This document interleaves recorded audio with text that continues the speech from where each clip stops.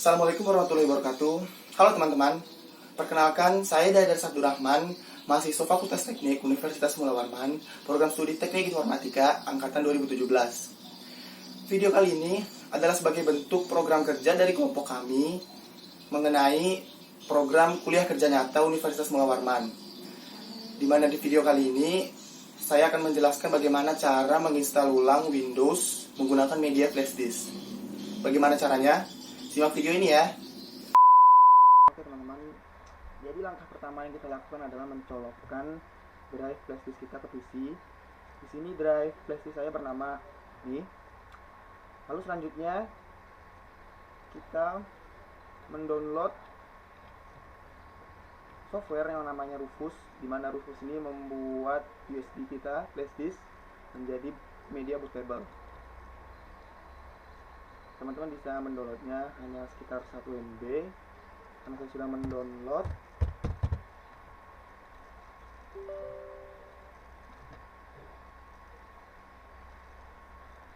Nah, di menu device ini kita memilih drive flash disk kita.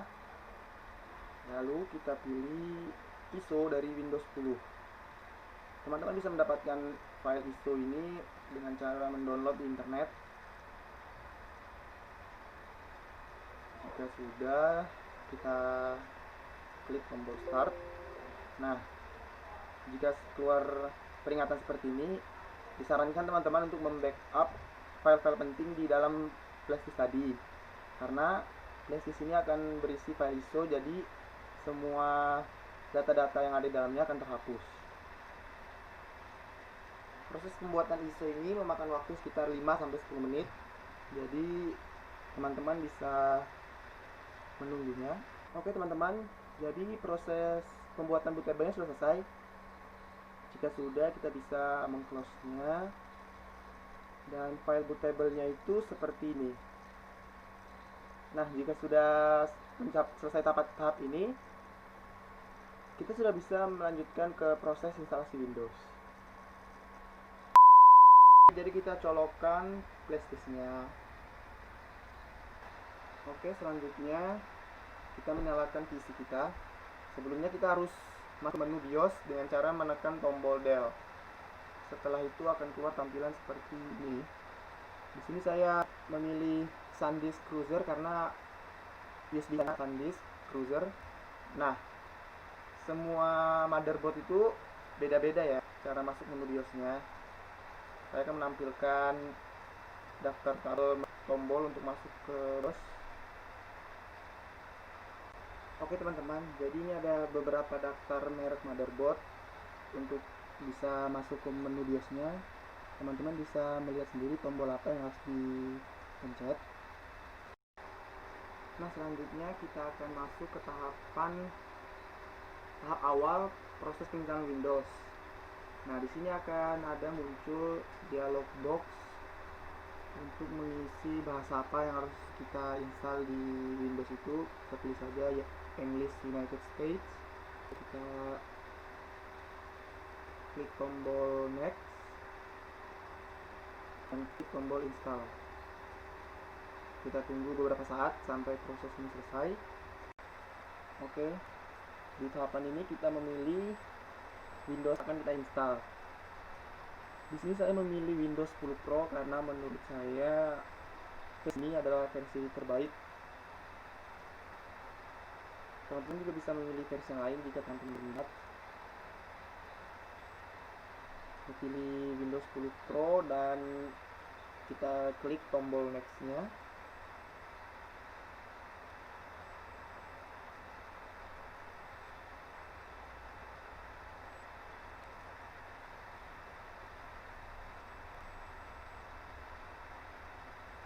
Selanjutnya kita accept dialog box-nya. Next. Nah, di tahapan ini kita pilih yang karena kita hanya ingin menginstal Windows-nya saja. Nah, ini kita di tahapan yang mungkin sedikit ribet. Nah, jika kita salah, maka seluruh isi file-file yang ada di komputer kita akan terhapus. Nah, di sini saya akan menginstalnya di drive C.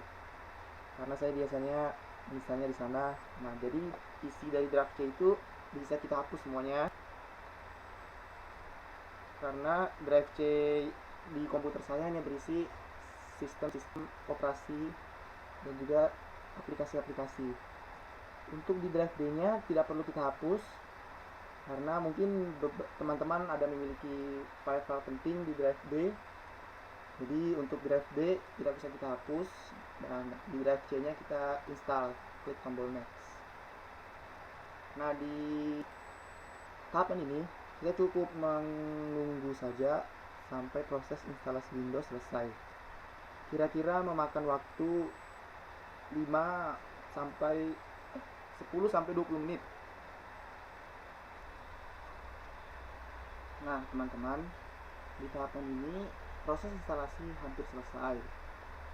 Selanjutnya kita tinggal menunggu sampai Windows melakukan restart dalam 10 detik. Ya, kita tunggu saja.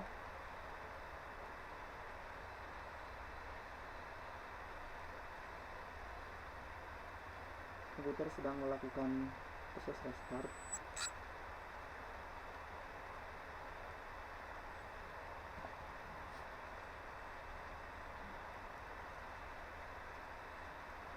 Nah, Windows sudah berhasil booting.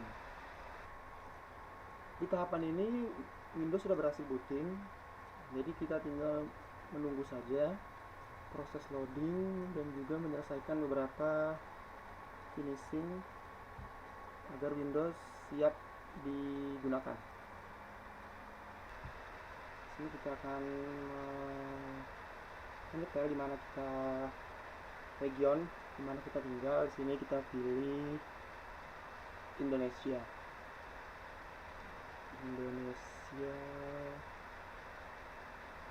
Scroll.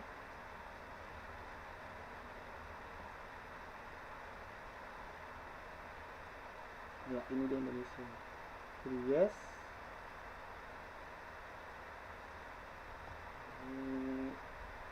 Keyboard, kita pilih saja US. Juga menunggu loading.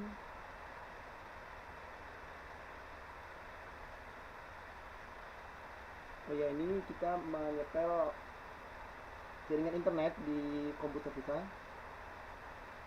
Ini saya sudah connect.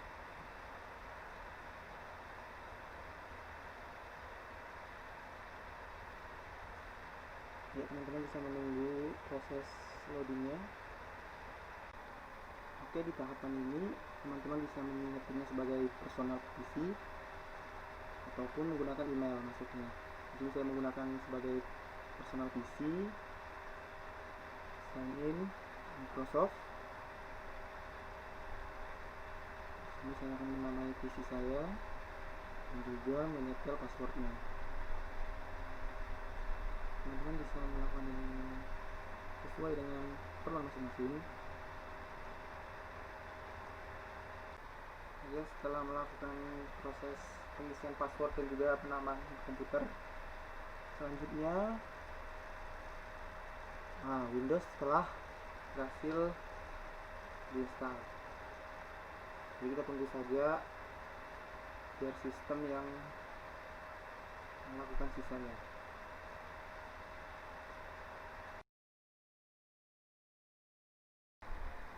Ya, jadi di tahapan ini kita telah selesai menginstal Windows.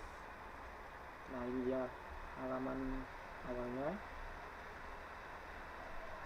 Ya, terima kasih teman-teman telah menyaksikan video ini sampai selesai. Semoga bermanfaat. Terima kasih.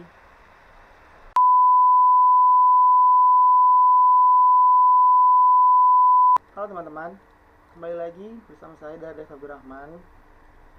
Setelah tadi kita berhasil menginstal ulang Windows 10 menggunakan media flashdisk, selanjutnya ada salah satu sistem operasi, di mana sistem operasi ini adalah sistem operasi asli dari Indonesia yang namanya Blank On. Nah, untuk teman-teman yang kurang familiar dengan sistem operasi ini, Blank On ini termasuk salah satu dari Linux, distro Linux. Nah, di kesempatan kali ini kita akan belajar bagaimana cara menginstal Blank On dengan menggunakan VirtualBox.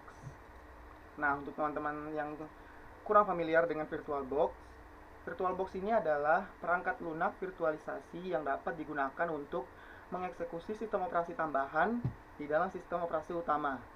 Maksudnya di sini kan saya sistem operasi utamanya adalah Windows. Nah, dengan menggunakan VirtualBox ini kita bisa menginstal sistem operasi tambahan di mana Linux Blank On tadi ke dalam sistem operasi utama. Gimana caranya? Teman-teman bisa mendownload VirtualBox ini di Google. Ini sistem operasi yang gratis ya, tidak memerlukan license. Jadi teman-teman bisa mendownloadnya di Google, di website resminya VirtualBox Oracle. Ya, di sini karena saya sudah menginstalnya, jadi kita langsung ke VirtualBox-nya. Oke, teman-teman. Setelah tadi kita berbincang tentang VirtualBox, jadi alat dan bahan yang digunakan adalah VirtualBox tadi dan juga ISO dari Linux Blank On tadi.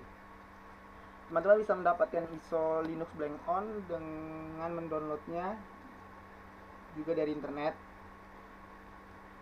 gratis juga di website resminya. Jadi kita download Blank On.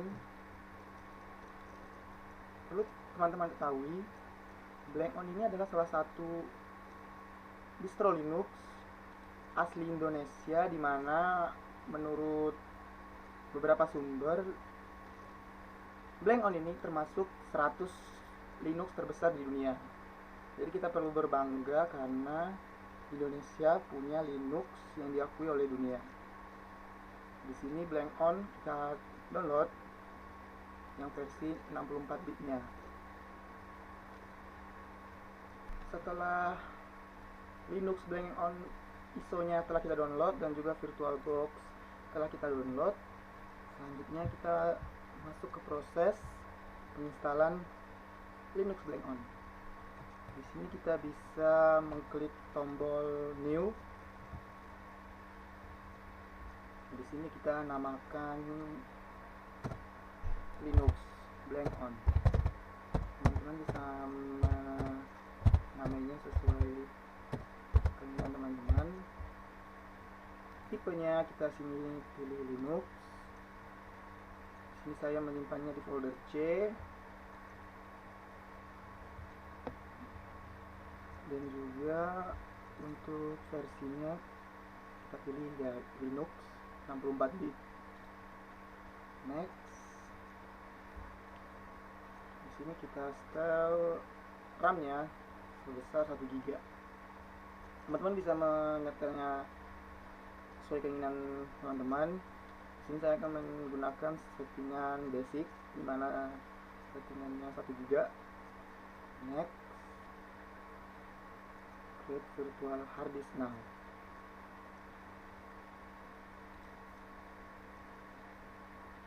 Virtual hard disk yang kami pilih ini. Di sini kita pilih dynamical allocated. Next.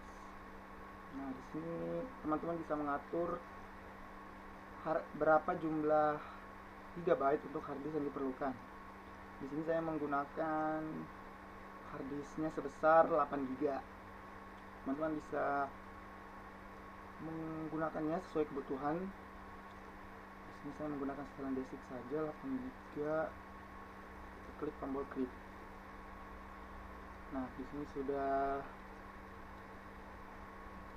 jadi Linux Blank On di VirtualBox. Sebelum kita melakukan install, ada beberapa hal yang harus kita setting di display. Kita centang enable 3D acceleration. Untuk sistem, enable UEFI special issues only, processor enable, acceleration enable. Dan juga untuk storage-nya kita arahkan ke file dimana kita menyimpan directory, dimana teman-teman menyimpan ISO dari blank on tadi. Jadi saya akan menaruh blank on versi 11 64 bit, lalu oke. Setelah mengarahkan ke directory tempat kita menyimpan Linux blank on tadi, kita bisa menekan tombol start.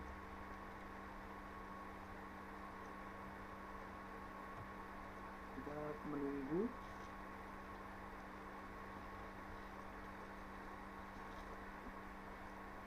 Ya, sekarang Linux blank on sedang running.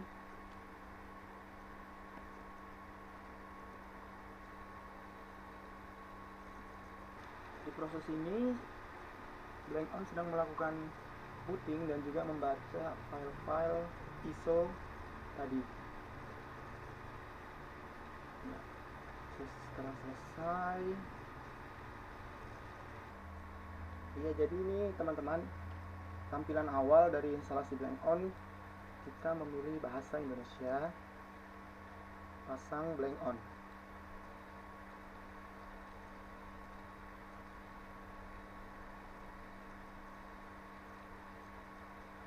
Kita tunggu sampai proses loading berlanjut. Memilih asal, saya rasa Jakarta saja. Lanjut. Untuk tujuan pemasangan, kita pilih partisi hard disk yang sudah ada. Selanjutnya kita masuk ke mode mahir untuk membuat partisi sesuai keinginan. Ya, di sini saya akan pilih ukurannya 6 GB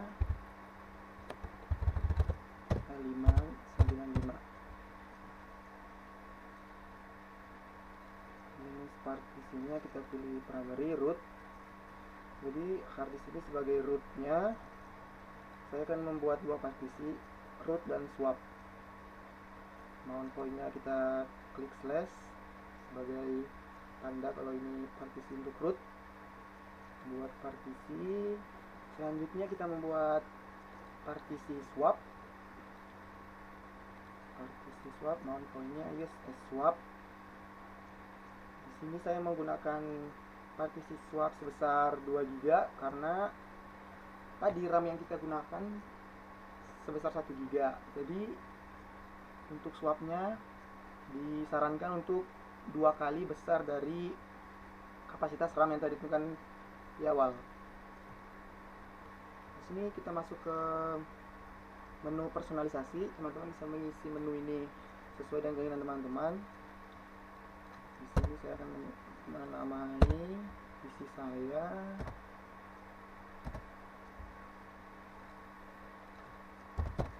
setting password,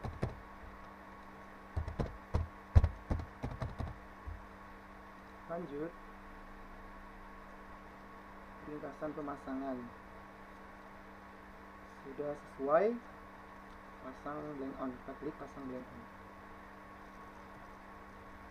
Ini proses pemasangannya, kita tunggu sampai selesai. Proses pemasangan Linux ini kita tunggu saja sampai berapa lama pemasangan ini. Tahap instalasi telah selesai. Selanjutnya kita mulai ulang. Oke, di sini sudah kita masuk, kita pilih blank on Linux. Iya teman-teman, Blank-On telah berhasil diinstal. Kita masuk menggunakan username dan password yang telah kita setting sebelumnya. Iya teman-teman, jadi ini tampilan awal dari Linux Blank-On. Linux Blank-On telah berhasil kita install di VirtualBox. Jadi teman-teman bisa menelusuri lebih lanjutnya. Ada fitur-fitur seperti Firefox, kamera, fitur standarnya. Ya. Jadi terima kasih telah menyaksikan video ini. Semoga bermanfaat. Saya dari undur diri. Terima kasih.